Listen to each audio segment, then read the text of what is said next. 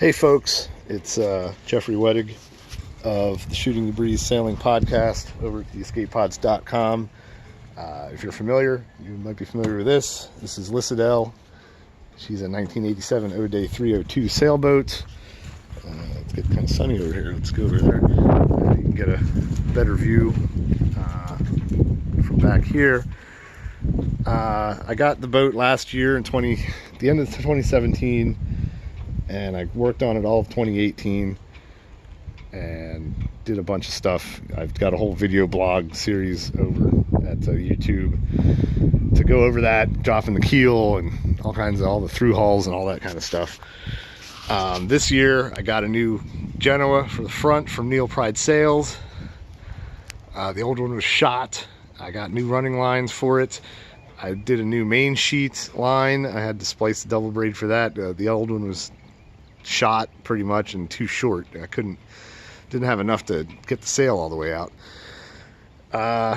Worked on the engine a bunch, trying to figure out why I was burning through belts. I think I figured it out, but I'm not sure until I run it for a while. But worked on a bunch of that stuff. I got new hatches, or redid the hatches that were there. I sent them off to Hatchmasters so they don't leak anymore. So the problem now, I was painting the boat last weekend, and when I got to the rudder, I noticed a big old crack in the front. So where are we at? From here all the way down to about here, and you can kind of see where it's delaminating off through here. So I hadn't noticed it the year before. There's a little bit down here, and then underneath here there's looks like it hit something, so there's like a crash mark there.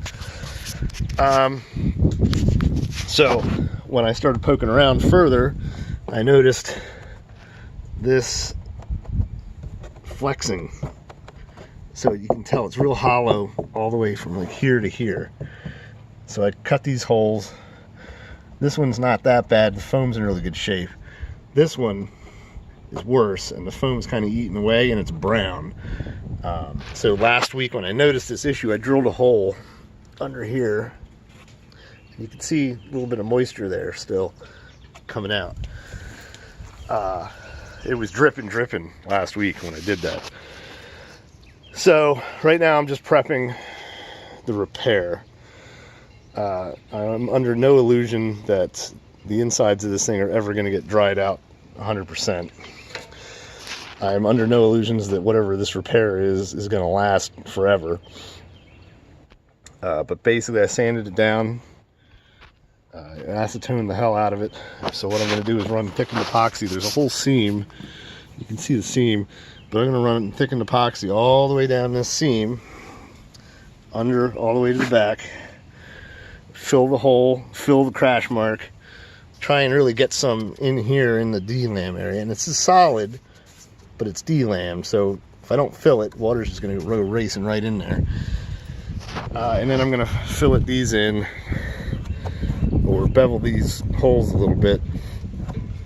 And I'll do thicken epoxy. I'll fill this one and try and get a bunch down so it gets in here. And I just want something to try and boost that a little bit, stiffen that up.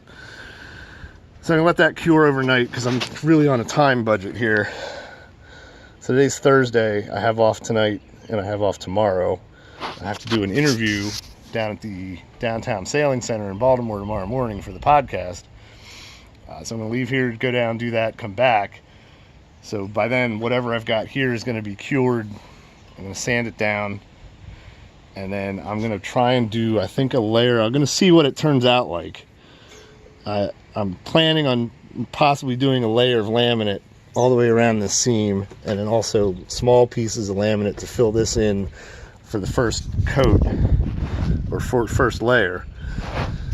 And then next week, so I got to work this weekend. When I come back down on Tuesday next week, I can sand that down, do the second coat of laminate on these holes, let that cure, and then Wednesday morning I can sand it all down, put on the first coat of gel coat over top, and then when I come back down, I want to launch on the weekend of, I guess it's the 18th.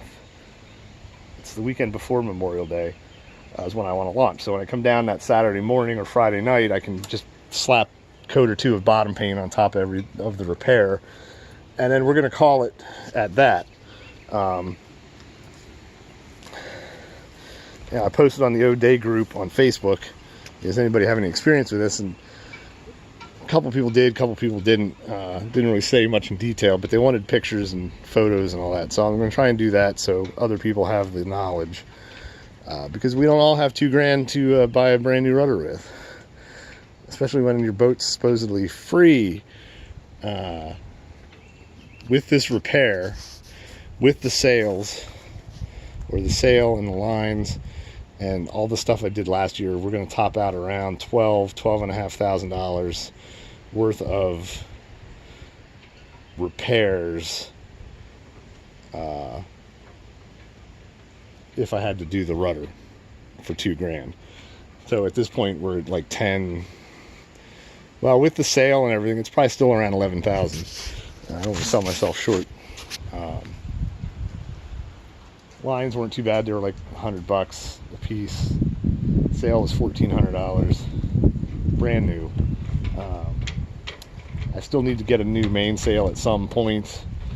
So if I have to replace the rudder at some point and get a new mainsail, I mean, you're looking at $3,500 probably, which is doable, just not right now. A couple years from now, I'll have that kind of budget, hopefully, or I can, see it being worthwhile to do all that, so I can sail this thing for the next 10 years. So anyway, that's where we're at right now in early May of 2019. All right, everybody, enjoy yourselves and sail on.